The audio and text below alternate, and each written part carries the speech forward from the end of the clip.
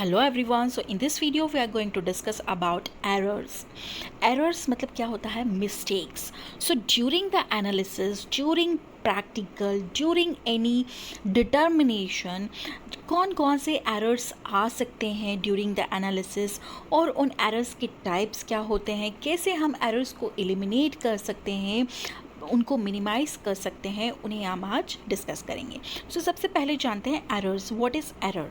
So it is a difference between standard और true value to the observed value. मान लिया आप 1 kg rice लेने मार्केट गए, ओके।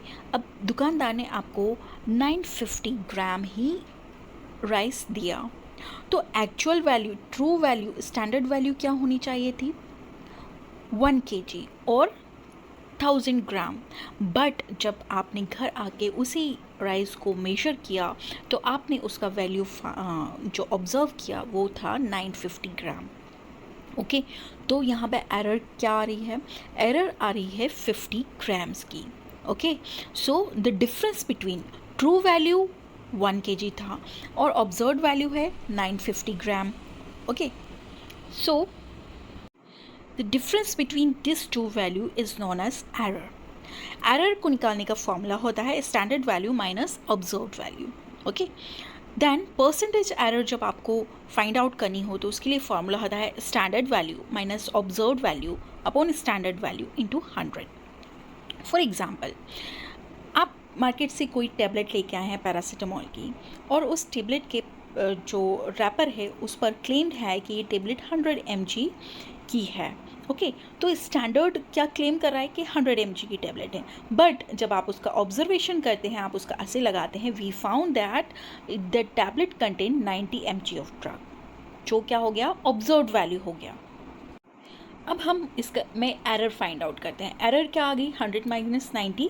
100 आपका स्टैंडर्ड वैल्यू और 90 आपका ऑब्जर्व वैल्यू, तो 10 mg का एरर आ रहा है। अगर यही चीज़ का हम परसेंटेज एरर निकालें तो हम जब फॉर्मूले में ये observe value and standard value put करेंगे तो हमें 10% का एरर मिलेगा। Now come to the sources of error. Sources क्या हो सकते हैं, कहाँ कहाँ से हमें एरर्स आ सकते हैं? So errors can be occur due to improper sampling और सैम्पल प्रिपरेशन। मान लिया आप 1 नॉर्मल सॉल्यूशन बनाने के लिए गए किसी सब्सटेंस का, HCl का 1 नॉर्मल सॉल्यूशन बनाया आपने।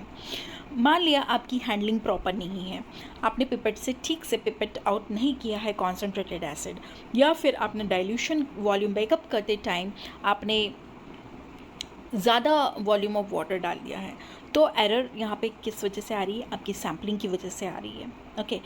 Then it can be occurred by analyst due to lack of knowledge and focus. जब एनालिस्ट जो परफॉर्म कर रहा है एनालिसिस, उसका फोकस नहीं है वर्क के ऊपर, या उसे प्रॉपर नॉलेज नहीं है किस तरह से एनालिसिस करना है, किस तरह से स्टेप्स को फॉलो करना है, इस वजह से भी एरर आ जाती है। Error can be occurred due to improper calibration in instrument. आप एक ही इंस्ट्रूमेंट रोज़ यूज़ कर रहे हैं विदाउट एनी मेंटेनेंस, आप उसका मेंटेनेंस नहीं कर रहे हैं, आप वेइंग कर रहे हैं। अगर उसके ऊपर कोई पाउडर स्पिल हुआ है या पड़ा हुआ है तो आप उसे साफ़ नहीं कर रहे हैं, उसकी क्लीनिंग प्रॉपर नहीं करके जा रहे हैं यूज़ करने के बाद, तो क्या होता है? इंस्ट्रूमेंट में डिफेक्ट आ जाते हैं, उनकी एक्यूरेसी जो है वो डिक्लाइन होने लगती है। तो टाइम टू टाइम इंस्ट्रूमेंट का कैलिब्रेशन होना ज़रूरी है, जैसे pH मीटर है, डिजिटल pH मीटर है, आपका डिजिटल बैलेंस है, इन सभी इंस्ट्रूमेंट की proper calibration time to time होना ज़रूरी होता है। Now error can be occur due to incorrect observation and data. मान लिया आप टाइट्रेशन कर रहे हैं, टाइट्रेशन करते टाइम आप ब्यूरेट को अगर ठीक से ऑब्जर्व नहीं करेंगे, राइट एंगल का यूज़ करके आप उसका कितना ml ऑफ टाइट्रेंट आपका कंज्यूम हुआ है आप उसको नहीं देखेंगे, तो आप यहाँ पे एरर कर रहे हैं ऑब्जर्वेशन में, और डाटा भी आप उससे, जब आपका ऑब्जर्वेशन गलत होगा तो आप डाटा भी गलत फीड करेंगे, okay. Error can be occur due to wrong calculation. आपका ध्यान नहीं है, लेक ऑफ नॉलेज है, ठीक से आपने कैलकुलेशन नहीं किया है, आपने ध्यान नहीं दिया है, तो भी रिजल्ट में एरर आती है। Then error can be occur due to any type of impurity present in the sample. अगर सैम्पल ही इम्प्योर है तो वहाँ पर भी एरर आ सकती है, okay. Then error can be occur due to wrong method selection, आपने मैथड का सिलेक्शन ठीक से नहीं किया है, सही मैथड का सिलेक्शन नहीं किया है तो भी एरर आ जाएगी आपके रिजल्ट में। Then error can be occur during transport and storage, errors आपके ट्रांसपोर्ट एंड स्टोरेज टाइमिंग में भी आ सकती है ड्यू टू इम्प्रॉपर हैंडलिंग, आपने हैंडलिंग प्रॉपर से नहीं किया है, या फिर जो मटेरियल कोल्ड टेम्परेचर में आपको ट्रांसपोर्ट करना था आपने टेम्परेचर का ध्यान नहीं दिया है, तो भी एरर्स आ जाते हैं। Now come to the type of error.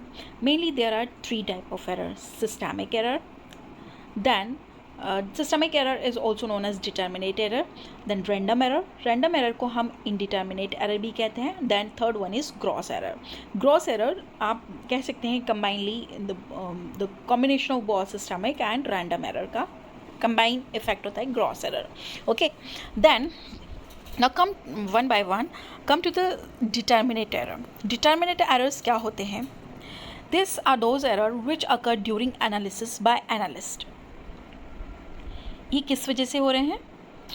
ये एरर्स एनालिसिस के दौरान एनालिस्ट से हो रहे हैं due to wrong procedure, due to ये जो एरर्स हैं डिटर्मिनेट एरर, इनका कॉज आप पता कर सकते हैं और इन्हें प्लानिंग करके एलिमिनेट कर सकते हैं, मिनिमाइज़ कर सकते हैं।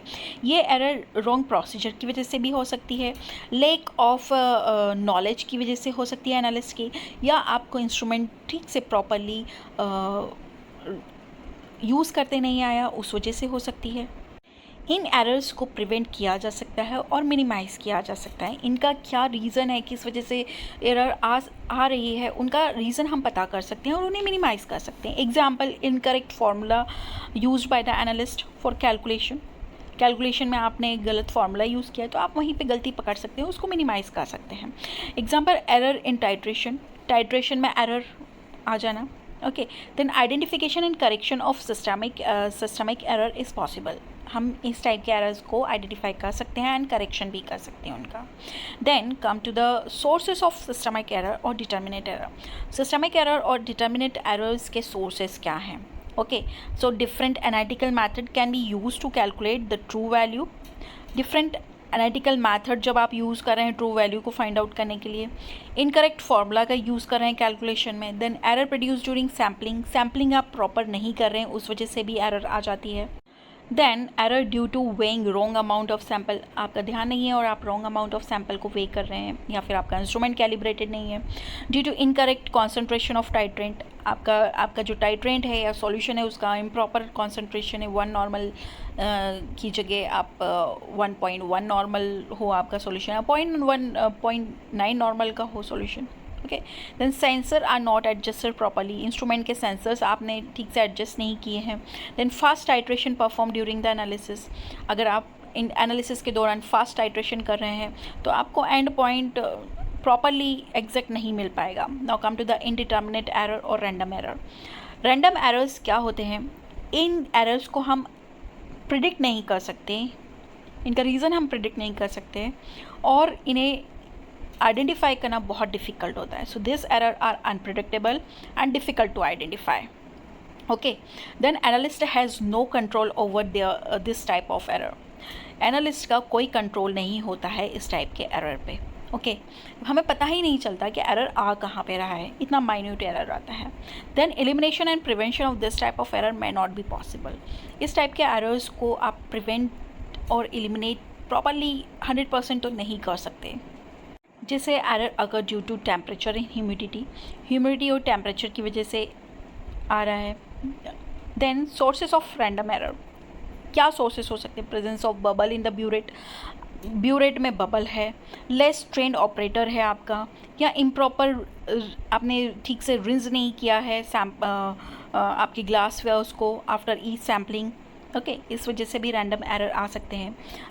इंडिटरमिनेट एरर का फॉर एग्जांपल आप ले सकते हैं, जैसे आप जब वेइंग बैलेंस पर आप वे कर रहे हैं, सेम सैंपल को बार बार वे करके देख रहे हैं, तो अप टू 4th डिजिट उसमें डिफरेंस आ ही जाता है। मान लिया 1.0008 ग्राम, 1.007 ग्राम, 1.0006 ग्राम। सो इस तरह से जो 4th डिजिट है वहाँ पर किस वजह से चेंजेस आ रहे हैं, किस वजह से एरर आ रहा है, वो हम डिटरमाइन नहीं कर सकते. Now come to the third type of error, that is gross error. Gross error, this is a combination of both systematic and random error. Systematic and random error both का जो combination है वो gross error, total effect जहाँ आपको मिलेगा वो gross error है. Then sources of gross error, notation mistake हो रहा है, okay. Then calculation error हो रहा है, mix up of samples and reagent वहाँ पे error आ रहा है, या हो सकता है wrong sample size आपने यूज़ किया, या misunderstanding in instrument operation. Now come to the methods of minimizing error. हम errors को किस तरह minimize कर सकते हैं.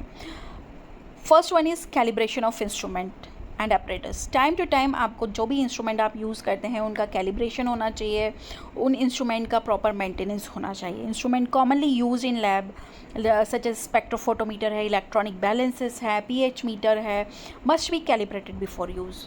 Like pipette, burette, volumetric flask must be calibrated. Then the response of most of the instrument change with time. बहुत सारे instrument का, सभी इंस्ट्रूमेंट का रिस्पॉन्स जो है वो टाइम टू टाइम चेंज हो जाता है because of wear and tear and mishandling etcetera. So proper calibration time to time उनका होना ज़रूरी होता है. Then the determinate personal error may be eliminated by care, practice and self discipline and practice और careful अगर आप रहेंगे, mindfulness आपका रहेगा काम के दौरान, तो भी आप डिटर्मिनेट टाइप के एरर, पर्सनल एरर को आप एलिमिनेट कर सकते हैं. Now come to the blank determination. Blank determination क्या होता है? in this analysis is performed with or without sample. अगर आप कोई assay लगा रहे हैं, पैरासीटामोल टैबलेट का assay लगा रहे हैं, ठीक है, तो एक assay आप विदाउट ड्रग करेंगे और एक assay आप ड्रग के साथ करेंगे. तो blank determination हम इसलिए करते हैं to find out the impurity in the sample. Perform with or without sample to identify impurity in the reagent or solvent and minimize them. Then come to the parallel determination. Parallel determination क्या होता है? In this we perform the analysis of any substance more than 2 times. यहाँ पे parallel determination में क्या करते हैं? एक ही sample का हम 2 से 3 बार analysis करके देखते हैं. ओके, क्यों? एक बार हो सकता है कोई गलती हुई हो, तो more than 2 टाइम हम उसका analysis करते हैं. जैसे टाइट्रेशन की हम 3 रीडिंग्स लेते हैं, ओके, जब तक हमें रिपीटेड वैल्यूज़ ना मिल जाएं. Then compare to find the error and minimize them. फिर हम उन रिजल्ट्स को कंपेयर करते हैं और एरर को मिनिमाइज़ करने की कोशिश करते हैं. Then come to the independent method. Independent method में क्या होता है? In this we perform the analysis of any sample by 2 और मोर डिफरेंट मैथड. हम एक ही सैम्पल का 2 तरीके से, 2 मैथड्स का यूज़ करके हम एनालिसिस करते हैं और दोनों के रिजल्ट को कंपेयर करते हैं और उसमें एरर को फाइंड आउट करते हैं और उन्हें मिनिमाइज़ करते हैं. So this is a short information about error, types of error and how will you minimize the errors. Thank you.